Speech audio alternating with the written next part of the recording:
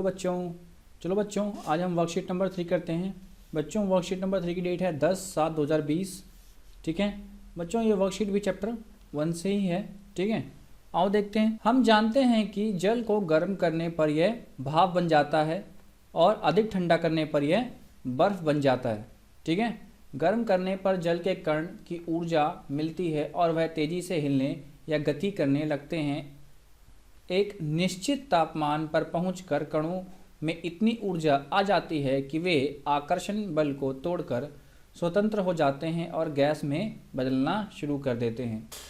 बच्चों जो पानी है, पानी के जो कण होते हैं उनमें उनके बीच क्या होता है? आकर्षण बल होता है। ठीक है, पानी के जो कण हैं उनके बीच क्या होता है भाई? आकर्षण बल होता है। वो एक दूसरे से आकर्षण बल से जुड़े होते हैं। ठीक है, जब हम किसी को हीट देते हैं, मान लें कोई बर्तन है उसमें पानी रखा हुआ है, ठीक है, और नीचे से उसको हम हीट दे रहे हैं, तो क्या है? हीट एक तरह की क्या है? एनर्जी है। हीट क्या है? एनर्जी है। तो बच्चों ये एनर्जी लेने के बाद क्या होता है कि जो कण होते हैं, आपको पता है कण क्या होते हैं? निरंतर गति करते रहते हैं। ठीक है, जैसे ही ऊर्जा मिलनी शुरू होती है तो गति क्या होती है? बढ़ जाती है। क्या होती है? बढ़ जाती है। और एक समय ऐसा आता है कि वो जो जिस आकर्षण बल से जुड़े होते हैं उससे अधिक ऊर्जा एक कण के पास आ जाती है, और जैसे ही आती है वो क्या करता है? छोड़कर उस बर्तन या उस पानी के कण को छोड़कर दूसरे कणों को छोड़कर उड़ जाता है, यानी इवेपोरेट हो जाता है, जिसे आप भाप कहते हैं या भाप देखते हैं। ठीक है, यही बात यहाँ पे कही गई है।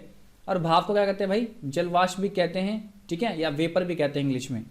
आगे बढ़ते हैं। कह रहा है सामान्य दाब यानी नॉर्मल प्रेशर पर वह तापमान जिस द्रव उबलने लगता है उसे इसका क्वथनांक कहते हैं, यानी बॉइलिंग पॉइंट। क्वथनांक मतलब होता है भाई बॉइलिंग पॉइंट। ठीक है, कहते हैं, ध्यान दे।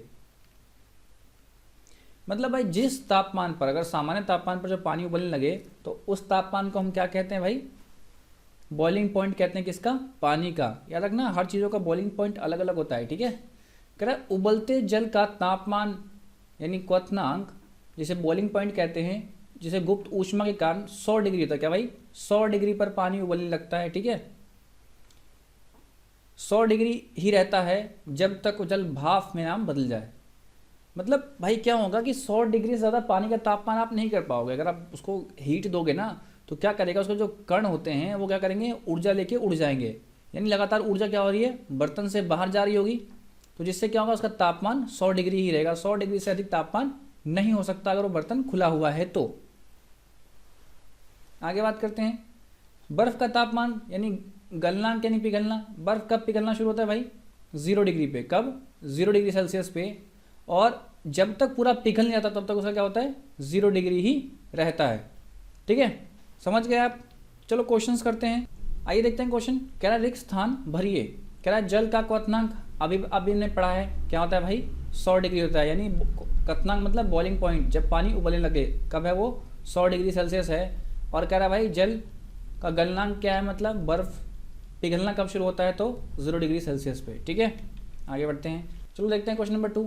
कह रहा एक बर्तन में जल को 10 मिनट तक उबाला गया और इस दौरान कई बार प्रयोगशाला तापमापी से जल का तापमान नापा गया जो हर बार 100 डिग्री ही आया। ऐसा क्यों हुआ होगा जबकि जल को लगातार ऊष्मा देकर गर्म किया जा रहा है? चलो देखते हैं इसका आंसर। कह रहा एक बर्तन में जल को 10 मिनट तक उबाला गया, इस दौरान कई बार प्रयोगशाला तापमापी से जल का तापमान नापा गया जो हर बार 100 डिग्री ही आया। ऐसा इसीलिए हुआ क्योंकि जल का क्वथनांक यानी बॉइलिंग पॉइंट 100 डिग्री सेल्सियस है और इस तापमान पर जल के कण भाप बनकर उड़ जाते हैं। लगातार दी जा रही ऊर्जा जल के अणु उसे ग्रहण कर भाप में परिवर्तित हो रहे हैं। इसी कारण बर्तन का तापमान में बढ़ोतरी नहीं हो रही है। बच्चों मैंने अभी आपको बताया था कि जो जैसे ही हम पानी का टेम्परेचर 100 डिग्री पहुंचेगा तो क्या होगा? जो उसके कण होते हैं वो उस ऊर्जा को लेकर भाप बनकर उस बर्तन से उड़ना शुरू हो जाएंगे। तो इससे क्या होगा? लगातार ऊष्मा का ह्रास होगा, जिससे क्या होगा? उसका जो तापमान है 100 डिग्री ही बना रहेगा। ठीक है, कह रहा क्वेश्चन नंबर 3। कह रहा इस चित्र में जो गलतियां सुधारिए। देखते हैं जरा भाई। पहले ऊपर वाली एरो को देखेंगे और फिर नीचे वाली एरो देखेंगे। गलती क्या भाई? ठोस गर्म करने पर क्या बनता है भाई? गैस। नहीं भाई, ये क्या है, गलत है। और कह रहा है गैस को गर्म करने से क्या बनता है, द्रव बनता है। नहीं, गलत है। देखते हैं ठीक कैसे होगा। तो सबसे पहले ठोस तो रहेगा यहाँ पे, ठोस को अगर गर्म करेंगे तो क्या बनेगा भाई, द्रव बनेगा। क्या बनेगा, द्रव बनेगा। और द्रव को अगर गर्म करेंगे तो क्या बनेगा भाई, गैस बनेगा। और गैस को ठंडा करेंगे तो क्या बनेगा, द्रव। और द्रव को अगर ठंडा करेंगे तो क्या बनेगा, ठोस। ठीक है, ये जल के केस में होगा। ठीक है, आगे बढ़ते हैं। कह रहा है आपके आसपास ऐसे कौन से पदार्थ हैं जो अपनी अवस्था में बदल सकते हैं। यार बहुत सारे पदार्थ हैं जो हमारे आसपास अपनी अवस्था को बदल सकते हैं। लगभग सभी पदार्थ अपनी अवस्थाओं को बदल लेते हैं। ठीक है, मैंने कुछ एग्जांपल दिए। कह रहा है हमारे आसपास बहुत से पदार्थ हैं जो अपनी अवस्थाओं में बदल सकते हैं, जैसे हाइड्रोजन, सोडियम, ऑक्सीजन, जल, दूध, लोहा, आइसक्रीम, ये सब क्या है भाई, अपनी अवस्थाओं में क्या कर लगातार परिवर्तन कर सकते हैं। ठीक है, ओके। तो ये थी हमारी वर्कशीट नंबर 3। मिलते हैं अगली वीडियो में वर्कशीट नंबर 4 के साथ। Bye bye.